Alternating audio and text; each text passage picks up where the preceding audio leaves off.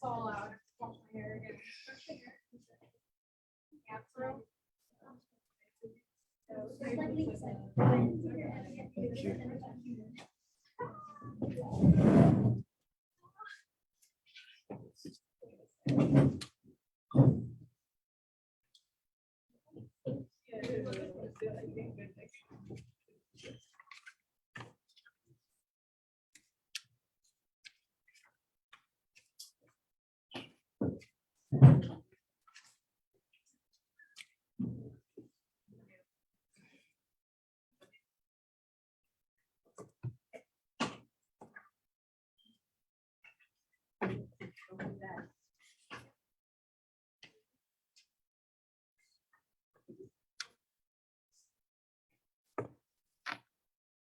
Okay.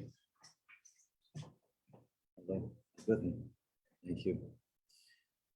All right. Good morning, girls, and welcome to Halacha Level 2. For those of you who are unaware, my name is Rabbi Hanoka. I have the privilege of teaching on Thursdays. We'll be studying the halachos, the laws of Kashrus, as they relate in a very practical terms to running a kosher kitchen. We're going to give a general background, an overview of the relevant halachas that we need to know to run a kosher kitchen. There's no coincidences in Jewish life. I work in the food industry. Full disclosure, I work at the OK, and I've been doing that for the last 25 years. It's kind of all that I know, for the most part, except for some teaching here and there. So I'm intimately familiar with how food is manufactured. I also oversee about 220 or 30 facilities, together with a team of 20 very capable staff, the Kashrus operations. So, but I do have a passion for teaching, and I've been teaching at Machal Mihadis for about 20 years. Just to give you I think we have a lot of new students, so I'll give you a little bit of an overview of my teaching style. And I do encourage you to take notes, because I believe a lot of the things that we're going to be speaking about, sharing, is very relevant in our lives. I do a lot of oral transmission in the actual class itself. We do read inside. I read inside the text, and then I explain it. I encourage questions, but I just ask if you can leave the question towards the end of whatever paragraph I'm reading, or, every 5 or 10 minutes we can get into some questions, but I want to first explain the subject at hand, and then sometimes your question will be answered in the course of my discussion anyways. Of course, if it's not, feel free to ask the question. Okay, I also have a reputation for telling stories. I'm warning you. But I'm only kidding, it's true. But I do tell stories also, but depends on the mood. So sometimes you get more than others. But no, but the stories are also important because they kind of help us experience and really taste the actualization of Jewish life and then the application thereof. Okay, so now we'll start with on page Yud Gimel, which is page 13, just with a general overview about the laws of Kashrus.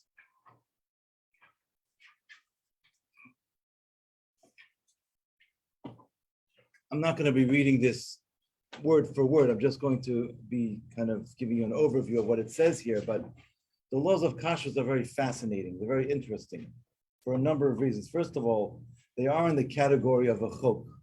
We know in the mitzvahs there's 3 different categories. There's edus, chukim, and mishpatim.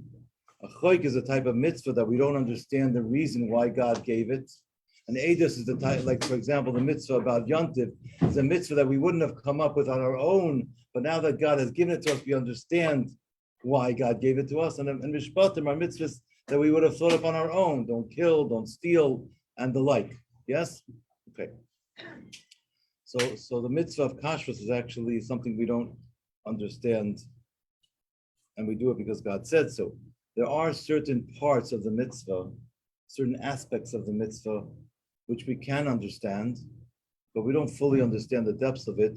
So I'm just going to be touching on some of the significance of it so that it will help us in some way, shape, or form, infuse us with a greater chayis, a greater energy and excitement into the mitzvah itself. The Torah says in Parshas Vayikra, it enumerates the non-kosher creatures that we're not allowed to eat. In Vayikra Yud Aleph, Parshas Shmini. It's the parsha that speaks about kashrus. Parshas Re'eh also speaks about kashrus, by the way, which parenthetically is my bar mitzvah parsha. So God destined that somehow I'm going to be working in kashrus back when I was already born. But anyway, but Parsha Shmini is a parsha that speaks about kashrus. Parenthetically, again, I speak in my boys' yeshiva about kashrus, and they bring me down Parsha Shmini, so it should be, the Yom of the week. Anyway, so the parsha speaks about what fish are kosher, what birds are kosher, and the signs and all that. Okay, got it.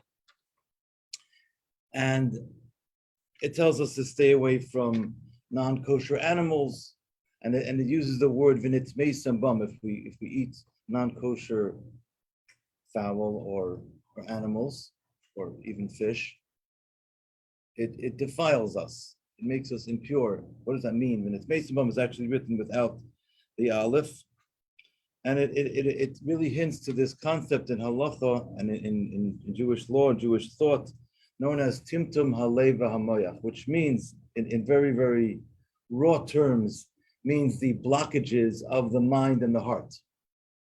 In Yiddish, you would say, if I stuff the cup, and if I stuff the heart, it's a stuffed up head and a stuffed up heart. So just like for example, you have a house. If the pipes are stuffed up, you can't live in the house because things don't flow. So in the same thing as our body is comprised of, speak to anybody who's got some experience in the medical field or science or biology, there's zillions of things going on in our body. There's all kinds of nerve endings and there's all kinds of transmission of information going from the head to the body. If things are stuffed up, then you cannot transmit. Then all the different organs of the body cannot function and you cannot have that proper flow. So spiritually speaking, everything we have in the physical world is rooted in the spiritual world, because in the physical world, we have this concept of timtum halev hamayach. It's because spiritually, if somebody consumes food that does not befit their composition, it creates spiritual blockages. That's why in the physical sense, you can also have physical blockages because it's rooted that way. And I'm going to tell you a little story. See, it's only been like 7 minutes. I'm already telling stories. But it's a story that relates to the subject at hand, and therefore I cannot hold myself back. 18 years ago, approximately. Actually, no, it was more like 15 years ago, to be precise. Just thinking, actually, I think it was about 15 years ago. I was driving to Montreal to visit my son in overnight camp for visiting day, along with 3 other fathers. We were driving from the Catskill Mountains to the campsite, which is a 7-hour ride, 5 hours to Montreal City, 2 hours, into the countryside. And I'm sitting in the second row of a minivan. There are 2 fathers in front. They're heavily engaged in conversation. And I'm sitting next to like an 8-year-old kid who's the youngest of a very large Lubavitch family. And I'm in the food business. The kid has a shopping bag full of nash. Every piece of sugar that's under the sun was in that bag. He's got brownies, he's got fruit roll-ups, he's got soda, he's got, I don't know. I'm thinking to myself, this is going to be a very interesting journey. And the father is oblivious, he's driving, he's driving. The kid's walloping stuff down, and then after about an hour or two, the kid starts getting very jumpy because he's full of sugar. Like I said, I'm in the food business, so I really understand what's going on here. He's jumping and jumping. And as we're getting close to the Montreal border, I'm thinking to myself, this is going to be an interesting ride because, he's like the roller coaster. He's on the high now. He's about to come crashing down. Then like an hour in, we're about to, like an hour from Montreal, he says, Tati, my tummy hurts me. Think to myself, yeah, that's predictable, And he just had this like big low, the high and the low, and it really a clear indication that the food that we consume has a profound effect on us. So if we eat junk food, we feel like junk, right? We don't feel good. So I'm doing sure I'm having my smoothie because I've been eating junk lately. So, but anyway, but eating well has a profound effect on us physically. Why? Because spiritually, the food that we consume has a very profound effect on us. So that's why physically I would say it expresses itself the same way. Okay, so this ties into what we're speaking about kosher food. So God said to us, actually a Rashi in the Chumash, God says to us, he says, I made the Jewish people. I made you with a delicate soul. You have a godly soul. And with a godly soul, there's a special diet. Just like we know that if somebody needs to be treated for a certain thing, or certain people have certain sensitivities, they have to stick to a certain diet to be able to function at their optimal level. Spiritually, God says, I gave you a godly soul, and therefore you should eat food that befits the godly soul. Food that's of a delicate nature, and we know also certain animals we're not allowed to consume. Animals that have a carnivorous nature, we're not allowed to consume. We don't want to inculcate those type of qualities, or poor qualities, you want to say, in our system. Okay, so that's kind of the part of kashrus which we can somewhat understand and appreciate from our own limited perspective. And that's also why things like fruits and vegetables, we're going to talk about Eretz Yisrael in a moment, put that on the side for now, just for the sake of discussion. Fruits and vegetables by themselves are kosher because they don't have any characteristics about them that are undesirable. Oh, don't eat the carrot. It's very aggressive. Don't have the cucumber, No, it's no problem. They're all very bland and, they stay quiet in their corner. They don't make noise, So you can have them. There's no concern.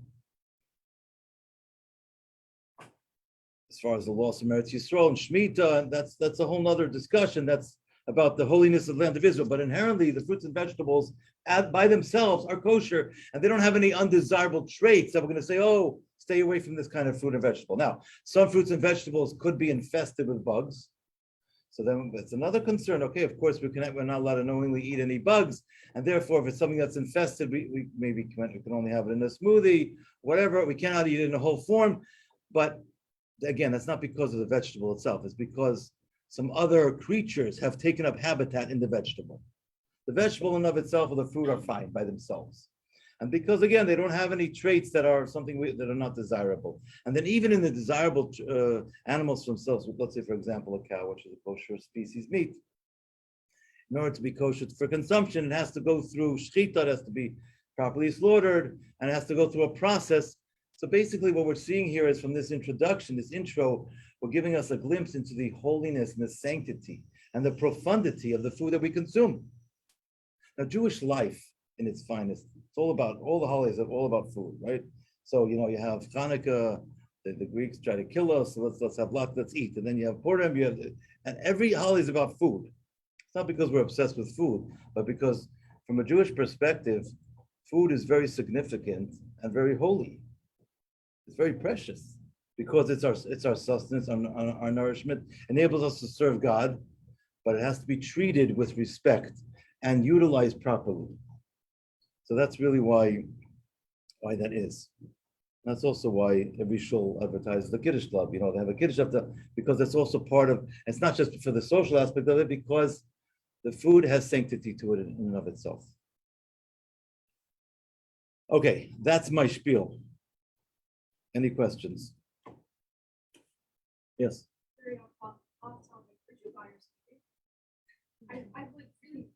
Good question. I don't know if they're placed in Crown Heights. There used to be one on Sunshine Pharmacy. Maybe La Chocolate sells them, but I make it myself actually. So I have a smoothie machine. Yeah. I'm sorry I bring it to class, but I lead a very hectic life and I just took the liberty. Okay, so just to summarize what we just said is that we're very affected by the food that we consume. Okay, and the Torah says to us, we want to have a diet that's a conscious type of diet, a diet that behooves our spiritual makeup and our composition. and we want to stay away from things that damage our soul. There are people that have healed themselves just with a diet also, physically. It's a known thing. People that know much, they know about all that. And that's because, again, physically, the food has a profound effect on us, because spiritually, the food has an even more profound effect on us. The Tanya speaks about this in the beginning, and he says that the food that we eat, it becomes damu basar kibesore, becomes our flesh and blood, becomes who we are. You are what you eat.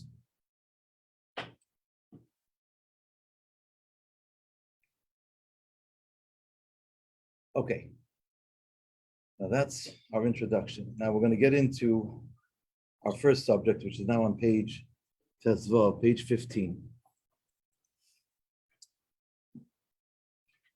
I want to introduce this subject to start with as well. The Frierdiker Rebbe, by the way, was very into introductions and summaries. In his Maimorim, he writes a kitzer. At the end of every paragraph, he writes a little bit of a summary of what the content was of that particular page or section of the Maimer. So summaries and introductions are very good because it kind of opens our mind at what's going to come, and it piques the curiosity. Before I visit a new factory in Kashrus, I sit down with the owners or the plant manager, and I ask them to give me a schematic of the whole factory. Tell me what you do here. I want to be able to have a picture in my mind's eye what we're about to delve into, and then when we actually tour there and experience it, I can really relate to it. Okay, so let's give a little introduction. Basa b'chalav, the prohibition of mixing milk and meat. It's a very interesting mitzvah, halacha, because most mitzvahs that we encounter in Jewish life are things that we either need to do or we're not allowed to do.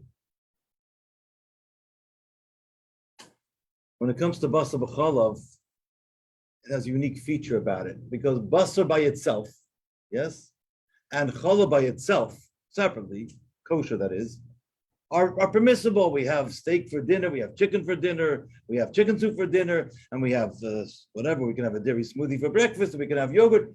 We have them all the time. It's part of life. So it's not like we have to abstain from milk and meat. No, the Torah is telling us we're not allowed to create that union. The union is what the problem is. Them by themselves is perfectly kosher. So let's think of it in by way of a parable. Brothers and sisters are not allowed to marry each other, but they live in the same house. They eat from the same kitchen, same plate. They have the same. They share utensils, so they coexist. But the union is what's forbidden. And then you also talk about some. Again, I'm not a doctor, but some say that maybe first cousins should be a little bit cautious about marrying each other because you want to spread the gene pool, whatever it is, But when you get to second cousins already, right? So you're dealing with 8 sets of parents, grandparents on either side. It's diluted. You're not worried about the gene pool, and it's considered to be. I think everybody would agree it's considered to be fine and safe. It's interesting because in halacha you also have this concept, as I'm going to explain more in depth as we tour this subject. But we're not allowed to mix milk and meat together.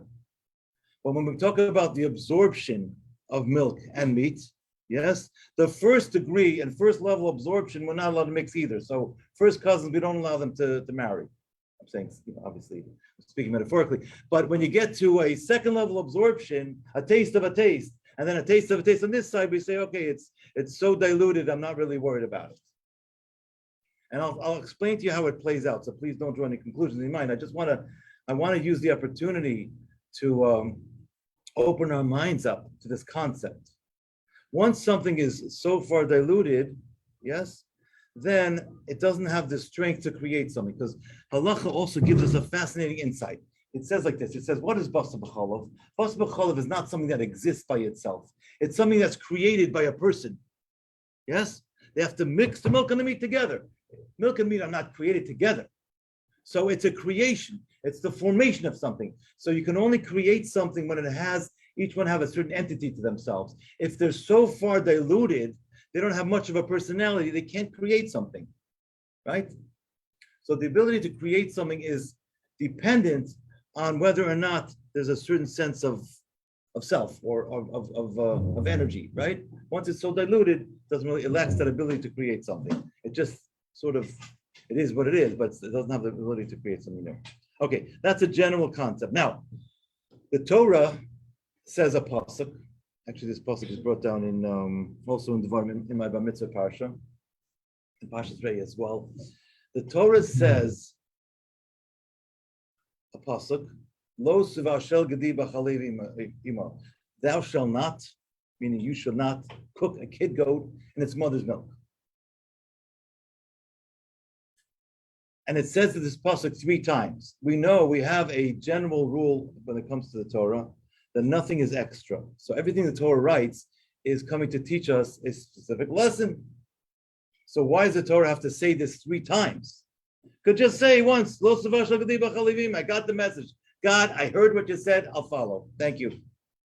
Why 3 times? So again, the Chazal, the rabbis interpret and say that it's coming to teach us 3 different set of laws. Each time is to keep teaching us a particular set of laws. Number 1, thou shalt not cook milk and meat together. It's an example, right? A kid goat in its mother's milk. Don't cook milk and meat together. Don't eat milk and meat that's cooked together, and don't have benefit from milk and meat that's cooked together, which means to say, if I have a dog named Clifford, or whatever the name you give it, I cannot give that dog milk and meat that was cooked together because I'm not allowed to have benefit from it if it's my dog. Whether you can throw it in the garbage and a stray dog can have it, so that's a question for the rabbi to grapple with. But certainly you cannot give it to your own dog. So someone would ask Rabbi Hanoka or some other rabbi, does dog food have to have a hechsher? Doesn't have to have a hechsher, but it shouldn't be milk and meat mixed together because you shouldn't have benefit from that. Okay, now back to our subject. So again, the Torah says it 3 times. It's teaching us 3 different lessons. Let's look at it inside. Now we're starting from page 15, Tezvav, Perek Rishon, the first Perek, Hilchos Bas B'cholav, the laws of Bas B'cholav, Kasa Bat Aleph, number 1. Kasa Bat Torah Kedosha, Lo Yisavashal Gli B'chalivim, thou shalt not cook a kid goat in its mother's milk. V'chazra HaTorah Zeh Shalosh Pam, the Torah repeats itself 3 times, as I just said, enumerated. Each one is teaching us a specific lesson. Number 1, don't cook. Number 2, in any order you want to say, by the way, don't cook, don't eat, and don't have benefit. Okay. One time it's teaching us you're not allowed to cook it together. You're not allowed to cook milk and meat. And one time it's written that you should not eat it together and eat such a mixture. And you're not allowed to eat milk and meat that will cook together. You're also not allowed to have benefit from milk and meat that will cook together, so you can't give it to your dog Clifford. You're not allowed to give it to a dog. Okay, now, 2 things I want to say about this. Number 1, going to a cooking school presents some very fascinating shilas, questions. You go to a non-Jewish cooking school, and they to become a chef, or you have to learn how to make all kinds of recipes and put foods together, right? And I don't know, it's a whole art, yes, no doubt. So they'll give you all kinds of recipes, and if one of the recipes happens to be the mixture of milk and meat, you're not allowed to cook that. Of course, you're not going to eat it anyways. You're not going to benefit from it, but you're not allowed to cook it. So you have to be mindful of that. There's somebody in my brother's Chabad house who is a professional. She's what they call a zone chef. She goes to people's homes and she cooks food for them. They pay her or whatever. She gets paid very handsomely, and she makes basically meals for the whole week. She freezes them. She basically takes care of all their meal plan for the whole week. Yes, busy people that don't want to deal with this, etc. So there was a shaila. Can she cook on their pot? So we have to deal with that. But she buys the ingredients and she doesn't cook basa b'cholav. She's from woman from Chabad house. So she buys the ingredients. Yeah, up to speed. So some of them don't even have to keep kosher. They're not necessarily Jewish, but she buys everything, but she doesn't cook any basa b'cholav. Another shaila, I had a very fascinating shaila once. There was a yid in. I was visiting my sister in Alabama,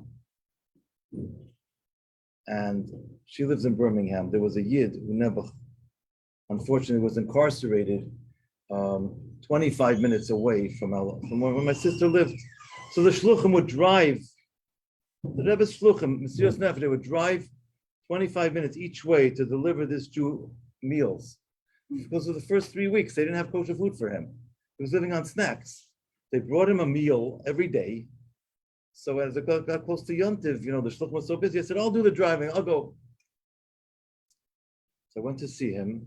I happen to know one of his relatives. Is a very touching story. But anyway, I brought him the food, and he asked my brother-in-law, who was a shliach, a very fascinating question. He said, for the first few days, he's been living on snacks from the vending machine, right? But an inmate can buy a certain amount of snacks, but he's hungry. He wanted to know if he's allowed to take the food that they give him at the commissary and then trade it with another person. Say, okay, I'm giving you my meal. They'll give me corn chips, potato chips, and granola bars, whatever it is, right? We'll swap it out. Why? Because if the food in the commissary would be basar b'cholov, would be cooked, milk and meat together, then I'm not allowed to derive benefit by taking the meal and swapping it out. So it's interesting because if the meat would be kosher meat and kosher milk, then it's basar b'cholov. If it's non-kosher meat, if it's meat from a non-kosher animal, for sure it's not a problem with basar b'cholov. It's a problem because it's not kosher. Let's say it's pig meat, whatever it is. If it's kosher species meat that wasn't shechted, it's a machlokas. There's different opinions about whether or not that would be a problem having benefit from it. So we had to deal with this issue and give him an eighth of how to handle it.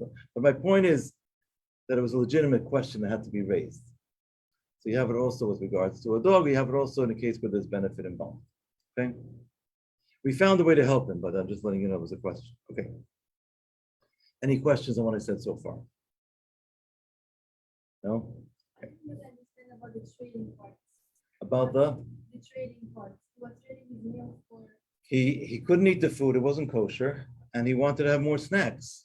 So he wanted to know if it's permissible for him to take his meal. They give out meals to the prisoner. Take his tray of food and give it to another non-Jewish prisoner, and that non-Jewish prisoner would give him snacks. They trade. They say, I'll give you my meal. And it's a good deal for the non-Jew because they get a whole meal and they just have to give away a couple of bags of chips, So, and he wanted to do it, but he just had a question whether or not it's a problem of having benefit from the basar b'cholov.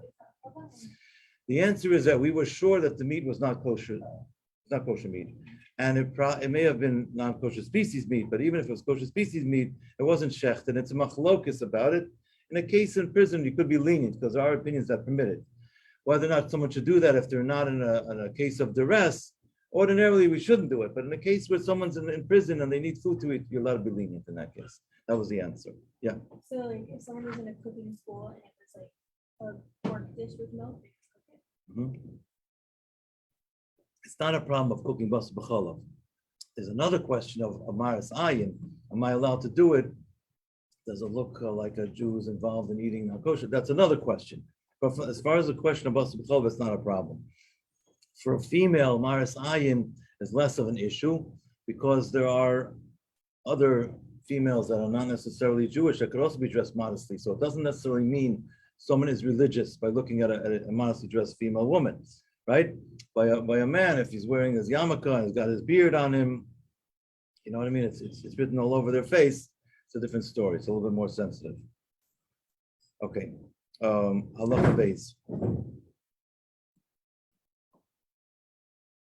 The Torah says the word gedi, which is a goat, but really it refers to any kosher animal with its milk. The Torah is just giving an example. A kid goat with his mother's milk. So it's kind of Dibra kosa b'hoiva means the Torah is going to give you a common example. It's a common thing to happen, right? The kid goat is next to its mother, so it's possible for that issue to come about. Therefore, the Torah says, hey, stay away, don't do that. But in any other kosher species meat with its milk is not allowed to be done to cook together. Even a kosher species meat with another kosher species milk is also forbidden. Any mixture of kosher meat and kosher milk in whatever format it's going to be is not allowed. We're going to discuss chicken soon, by the way. When we speak about meat, in halacha, meat means from an animal. Chicken is fowl. It's a different category. We're going to learn soon that we are stringent and we consider fowl like meat, but really fowl is not meat. We'll talk about that soon. Okay, it's going to be at the end of this halacha, actually. And the other thing I want to say is, before we start reading this halacha, is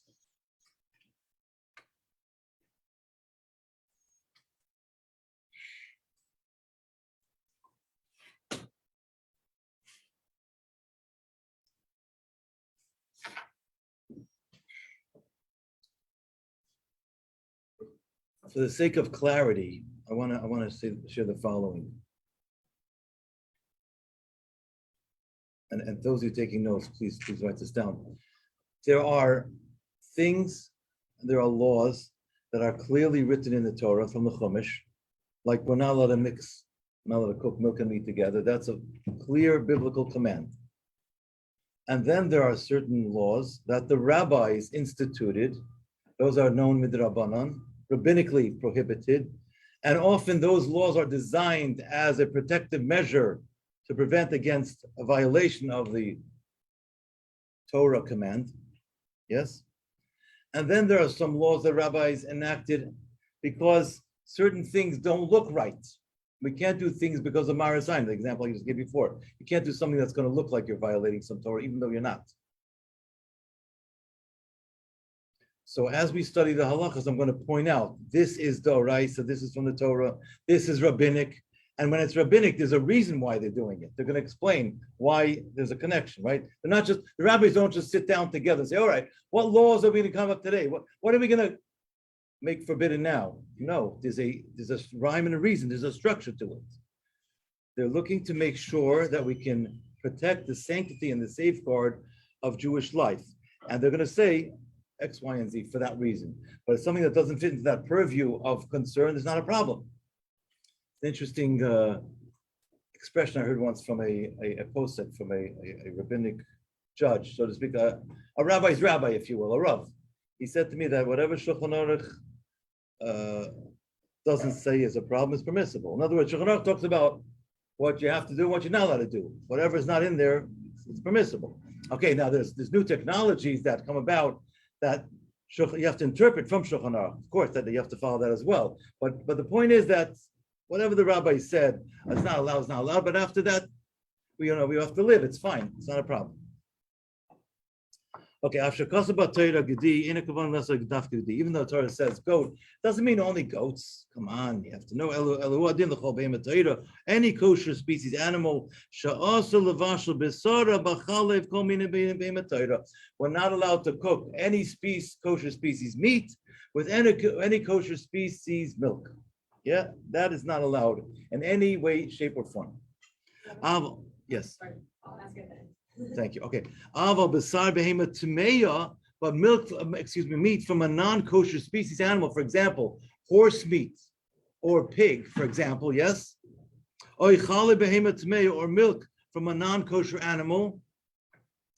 Like camel's milk, for example. There's no isser basar b'cholav then. You're not allowed to eat them already because it's pre-existing forbidden because it's from a behemoth tmei. It's not a kosher animal, but it doesn't fall into the category under the purview of concern about basar b'cholav. Because again, basar b'cholav is about creating a prohibition. This is already prohibited before you started. It's not creating a prohibition; it already is prohibited. See what I'm saying? To create a prohibition, you have to start with two permissible raw materials, and the mixture is the prohibition. When you have a behemoth tmeya, you have horse meat, you have pig's meat, it's already prohibited, so it doesn't come into the category of basar b'cholav. Now we're getting into wild animals or chicken. From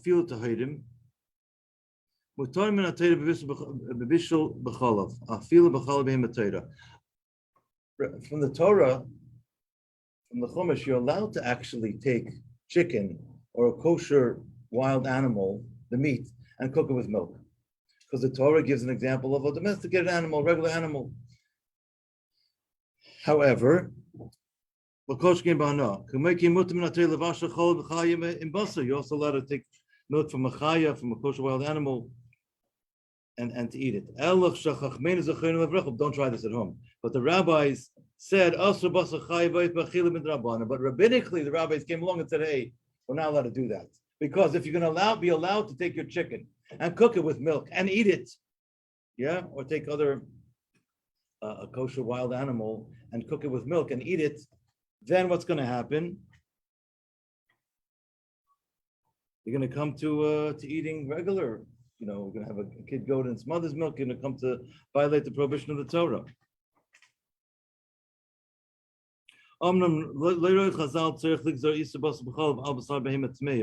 The rabbi said it's not necessary to also establish the prohibition of basar b'chol on behema tmeya, on a non-kosher species animal, as I said before, because it's already prohibited, right?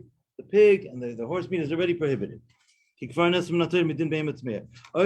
that's number one. So first of all, the rabbi said that fowl, chicken, and wild animals, kosher wild animals, those also fall under the same prohibition of you're not allowed to mix the milk and meat rabbinically.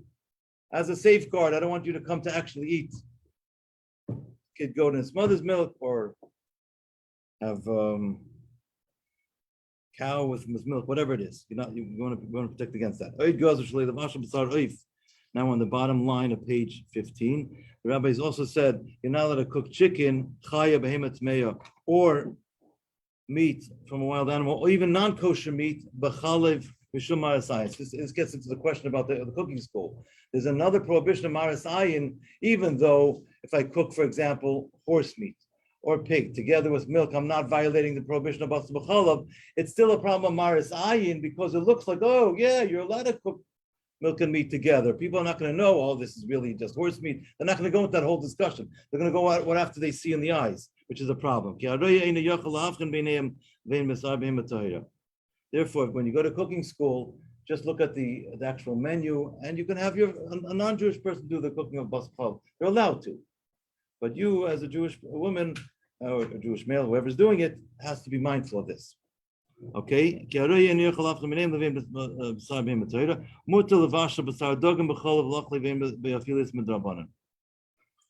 When it comes to fish, however, you're allowed to have fish together with milk. It's not even a rabbinic prohibition. However, we're going to learn now. Shulchan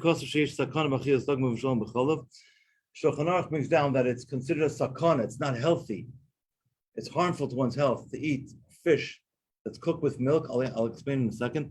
That's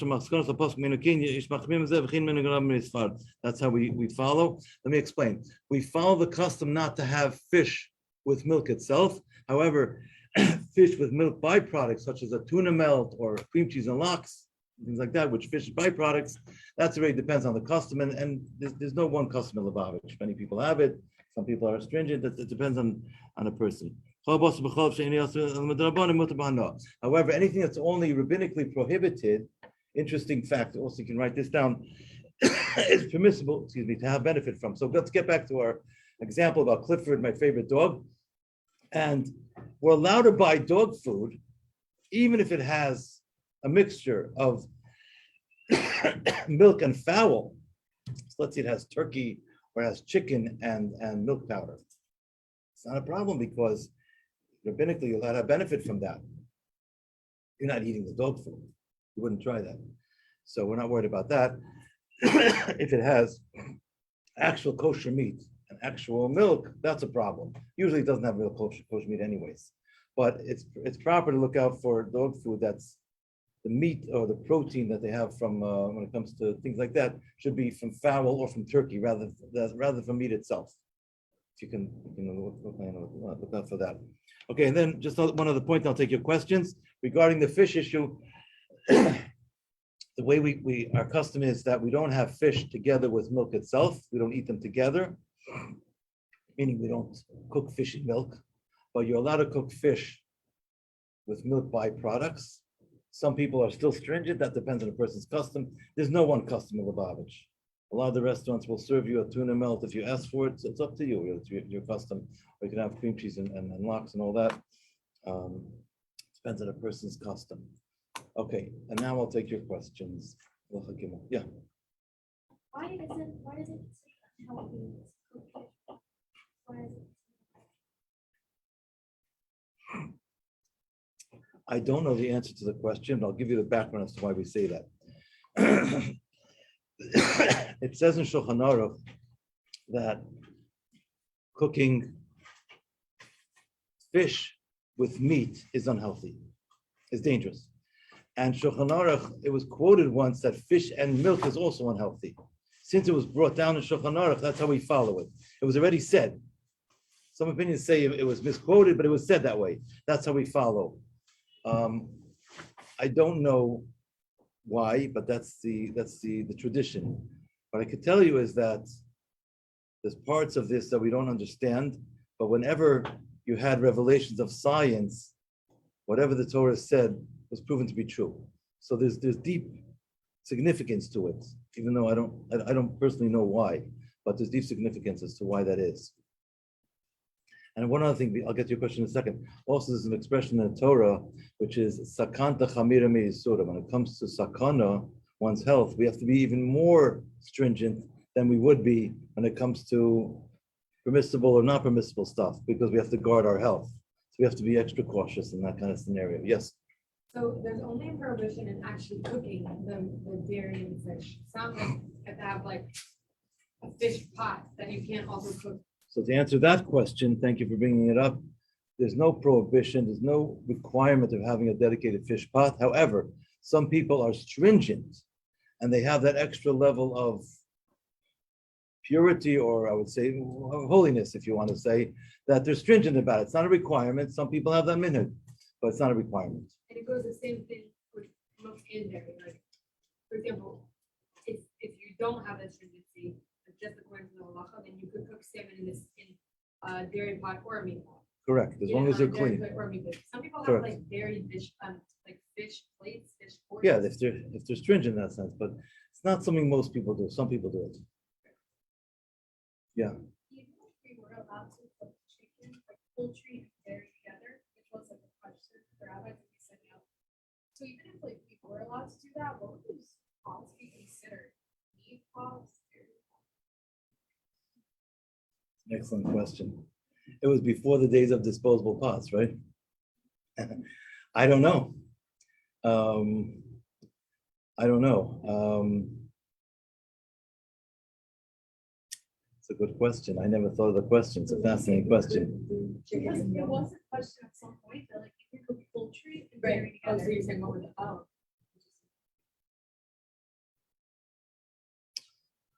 So if you did that, you would have to have a dedicated pot for that. Yeah. But yeah, it's an interesting question. Thank you for asking that. Yeah.